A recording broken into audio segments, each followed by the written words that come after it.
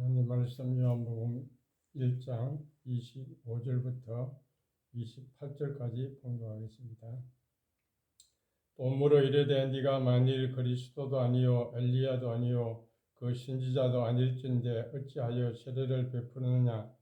요한이 대답하되 나는 물로 세례를 베풀거니와 너희 가운데 너희가 알지 못하는 한 사람이 있으니 곧 내 뒤에 오시는 그이라. 나는 그의 신발끈을 풀기도 감당하지 못하겠노라 하더라.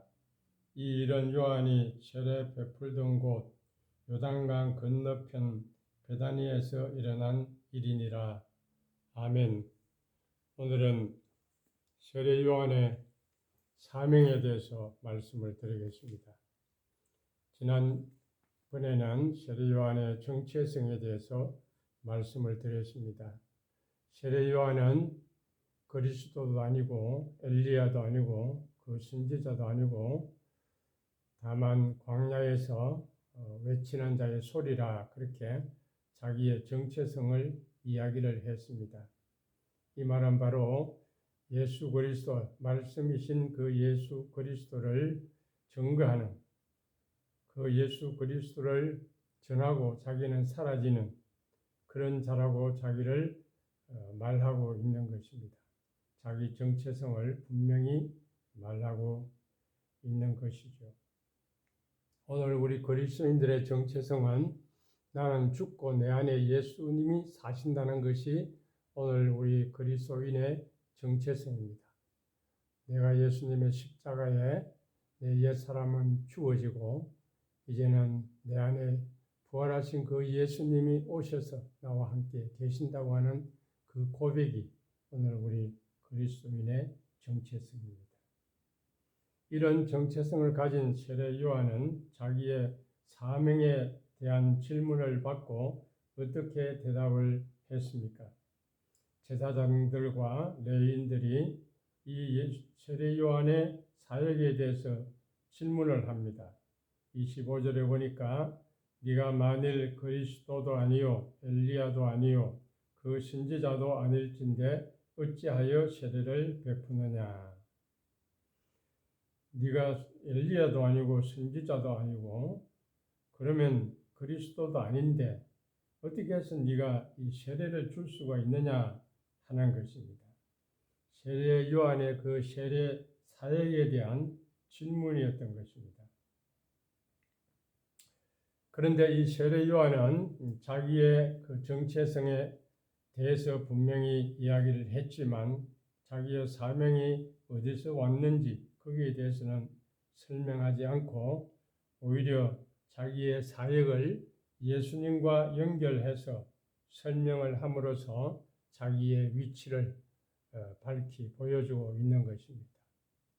26절과 27절에 보면 나는 물로 세례를 베풀거니와 너희 가운데 너희가 알지 못하는 한 사람이 있으니 곧 내 뒤에 오시는 그이라. 나는 그의 신발끈을 풀기도 감당하지 못하겠노라. 이렇게 말하고 있는 것입니다. 세례요한은 자기가 세례를 주는 그 정당성이나 권위를 주장하지 않았습니다. 오히려 그는 그 대신에 자기 뒤에 오시는 그 예수 그리스도의 권위를 말씀하고 있는 것입니다. 자기와는 비교가 되지 않을 만큼 큰 분이라는 것을 설명하고 있는 것입니다. 세례 요한이 자기가 준 그 세례는 물 세례지만은 예수님이 주시는 세례는 성령 세례라고 하는 것입니다. 요한의 이 물 세례는 죄 사함을 얻게 하는 힘이 없었습니다. 단지 세례 요한의 이 세례는 그리스도의 세례를 준비시키는 하나의 상징에 불과했던 것입니다. 예수님이 주시는 세례, 그 세례는 성령과 불로 세례를 주는 것입니다. 성령과 불로 세례를 준다는 말이 무엇입니까? 어떤 이들은 성령 세례가 있고 불 세례가 또한 따로 있는 것처럼 생각을 합니다. 그러나 성령과 불로 세례를 준다는 말은 성령의 역사가 불같이 일어나서 우리 사람을 근본적으로 변화시킨다는 것을 의미하는 것입니다. 따라서 세례 요한의 그 사명은 자신의 뒤에 오시는 그 예수 그리스도, 성령과 불로 세례를 주시는 그분을 준비시키는 그런 사역을 자기가 감당했다고 하는 것입니다. 그것이 세례 요한의 물 세례였던 것입니다. 그리고 그는 말하기를 그는 흥하여 하겠고 나는 쇠하여 하리라 이렇게 말했습니다. 자신의 겸손을 말하는 것입니다. 자기의 사명에 대한 분명한 인식을 했기 때문에 이렇게 겸손하게 자기 자신을 말했던 것입니다. 내가 쇠하여져야만 예수님이 흥하여진다고 생각한 것입니다. 자기가 주목받고 자기가 앞에 나서면 예수님이 나타날 수가 없는 것입니다. 그래서 세례 요한은 자기의 물 세례에 대한 그런 어떤 주장을 하거나 근거를 제시하거나 그렇게 하지 않고 예수 그리스도, 내 뒤에 오시는 그 예수 그리스도 그분이 바로 진짜 세례를 주는 분이다. 그 예수님을 바라보도록 사람들에게 이야기했던 것입니다. 예수님을 크게 여기고 예수님만 드러내고자 하는 그런 세례 요한의 태도를 볼 수가 있는 것입니다. 오늘 우리의 신앙생활도 마찬가지입니다. 예수 그리스도의 이름을 드러내는 것이 우리의 사명인 것입니다. 모든 신자는 모든 일에 있어서 예수님이 드러나야 하는 것입니다. 오늘 우리 가운데 계시는 성령님은 우리를 통해서 예수님을 드러내게 하시는 분이십니다. 그렇기 때문에 우리가 교회를 섬기면서 내가 큰 교회를 이루었다, 많은 교인들을 모았다, 목회자들은 그것을 자랑하기가 쉽습니다. 혹은 교인들은 내가 크게 봉사했다, 구제도 많이 했다, 이렇게 자기를 자랑하기가 쉽습니다. 하나님이 보실 때 어떻게 판단하시겠습니까? 큰 교회, 작은 교회, 많은 교인, 적은 교인, 큰 헌금, 작은 헌금, 그 무슨 큰 가치가 있겠습니까? 무슨 큰 차이가 있겠습니까? 하나님이 보실 때에 우리가 볼 때는 그것이 크고 작고 그런 차이가 있겠지만 하나님이 보실 때에는 그 어떤 물량적인 것보다 그 중심을 보지 않겠습니까? 아무튼 우리는 우리 자신이 무엇을 했다, 우리 자신이 무슨 업적을 남겼다, 내가 무슨 공을 세웠다, 그것이 중요한 것이 아니라 내 안에 계신 그 예수님, 그분이 중요한 것이고 그분이 사역이 중요한 것이고 그분이 역할이 중요한 것이고 우리는 단지 그분을 드러내는 도구로 쓰여지고 있다는 이런 사실을 우리는 분명히 인식을 해야 될 것입니다. 세례 요한은 캄캄한 암흑과 같은 시대에 새벽별과 같이 나타난 자입니다. 그래서 예수 그리스도 그분만 증거하다가 사라졌습니다. 이런 세례 요한을 예수님은 마태복음 11장 11절에서 여자가 낳은 자 중에 세례 요한보다 큰 이가 없다, 그렇게 말씀했던 것입니다. 세례 요한처럼 이렇게 살다가 간 사람이 주님으로부터 인정을 받았다는 것입니다. 세상의 영광이나 세상의 출세를 크게 여기지 않고 성령님의 인도에 따라 오직 그리스도만 드러내고 그리스도만 자랑하다가 가는 그런 사람을 주님께서는 큰 자로 여겼던 것을 볼 수가 있습니다. 27절에 보니까 곧 내 뒤에 오시는 그이라 나는 그의 신발끈을 풀기도 감당하지 못하겠노라 그랬습니다. 예수님의 신발끈도 풀만한 자격이 없는 사람이라고 하는 것입니다. 대단한 세례 요한의 겸손한 사명자의 모습이죠. 신발끈을 푼다.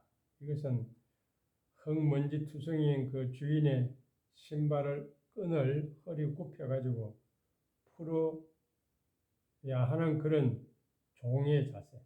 이는 종 중에서도 가장 낮은 종이 하는 일입니다. 그런 일을 하기도 자기는 자격이 없는 사람이라는 것입니다. 실상 우리가 볼 때는 세례 요한은 대단한 사람입니다. 그는 태어날 때부터 태어나기 전에 천사가 와서 태어날 것을 미리 알려준 사람입니다. 오늘 우리 가운데 그렇게 태어난 사람이 있습니까?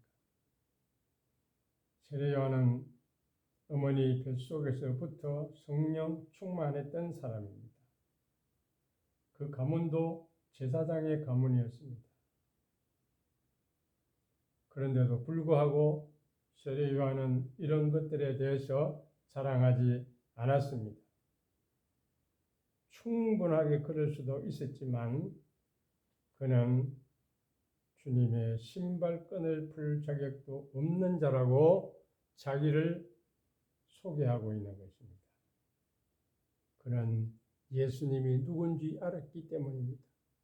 예수님이 누군지 알아야 자기의 정체성과 자기의 사명과 자기의 봉사의 태도를 바로 가질 수가 있는 것입니다. 예수님은 하나님의 아들이십니다. 예수님은 우리의 구원자이십니다. 예수님은 장차 온 인류를 심판하실 심판자이십니다. 그런 예수님을 바로 알 때에 예수님 앞에서 우리는 종로로다 자격도 없는 자라는 것을 고백할 수밖에 없는 것입니다. 예수님의 신발끈을 풀 자격도 없는 자들입니다. 우리는 태어날 때부터 죄악 가운데서 태어난 자들입니다. 심판을 받아 죽어야 마땅한 자들입니다. 그런데 우리는 예수님의 은혜로 십자가의 공로로 죄 사함을 받고 구원을 받았습니다. 그런 우리는 주님 앞에서 그 은혜에 감사 강경하면서 우리는 살아야 되지 않겠습니까? 이 예수 그리스도 우리의 구원자 되시는 이 주님을 모시고 살면서 이 주님을 나타내는 그런 삶을 살아야 될 줄 믿습니다. 예수를 믿으면서도 자기 이름을 드러내고 자기를 내세우는 그런 일을 한다고 하면 얼마나 주님을 모독하는 일이 되겠습니까? 주님의 은혜를 망각하고 주님의 영광을 가로채는 일이 될 것입니다. 구원의 은혜를 받은 우리는 그리스도의 종으로 살아야 됩니다. 벌레밭보다도 더 못한 자로, 작은 자로 여기고 주님을 드러내는 그런 일을 해야 할 것입니다. 자기가 낮아질 때에 그리스도가 높아진다는 사실을 알아야 됩니다. 그렇게 할 때 주님은 우리를 높이 세워 주실 것입니다. 요한복음 15장 15절에 이제부터는 너희를 종이라 하지 아니하리니 종은 주인이 하는 것을 알지 못함이라. 너희를 친구라 하였노니 내가 내 아버지의 들은 것을 다 너희에게 알게 하였습니다. 라고 말했습니다. 하늘 보좌에 계신 그 예수님처럼 우리는 하나님의 자녀로, 하나님의 백성으로 영원한 종이 아니라 이렇게 우리를 삼아주시고 친구처럼 대해 주신다고 하는 사실입니다. 따라서 우리는 이 세상에 사는 동안 예수님을 드러내기 위해서는 예수님이 누구신지를 알아야 하는 것입니다. 예수님은 우리를 구원한 구세주시요 메시아요 하나님의 아들이십니다. 그분을 구주로 영접하고 내 안에 모시고 그분과 친밀한 교제를 나누면서 살아야 됩니다. 죄악된 이 세상에 사는 동안 예수 그리스도를 나타내는 이 사명을 우리는 받았다는 사실을 기억해야 할 것입니다. 우리가 우리의 정체성을 바로 가지고 우리는 자신을 낮추면서 예수님을 높이는 이런 삶을 살아갈 때 삶의 현장에서 그리스도를 드러내고 그리스도를 높이는 이런 사명자로 살아갈 때 우리는 장차 주님 앞에 가서 인정을 받는 그런 자들이 될 것입니다. 종의 자세로 주인 되시는 예수 그리스도를 높이고 섬기는 이런 삶으로 하나님께 영광 돌리는 저와 여러분 되시기 바랍니다. 기도하겠습니다. 사랑의 아버지 하나님 감사합니다. 벌레받아 못한 저희들을 구원하여 주시고 주님의 백성 삼으시고 주님의 자녀 삼아 주심을 감사를 드립니다. 우리를 이 땅에 살게 하신 것은 이 주님을 높이고 이 주님을 사랑하며 이 주님을 찬양하며 또 이 주님을 이 세상에 증거하는 자로 우리를 세워 주신 줄 믿습니다. 항상 우리는 주님을 의식하고 살게 하시고 내 안에 계신 그 주님을 우리는 날마다 높이고 경배하며 주님을 증거하는 삶을 살도록 우리 모두를 축복하여 주시옵소서. 그래서 우리가 주님 앞에 섰을 때에 큰 자라고 하는 그런 칭찬받는 우리 모두가 되도록 축복하여 주시옵소서. 지금은 주 예수 그리스도의 은혜와 하나님 아버지의 무한하신 사랑과 성령님의 감화하시고 감동하시고 교통하시며 충만하신 세례 요한처럼 자기의 정체성을 분명히 가지고 예수님을 드러내다가 이 땅에 살다가 주 앞에 서기를 다짐하는 모든 사랑하는 주의 백성들 머리 위에 이제부터 영원 무궁토록 함께 있을지어다. 아멘.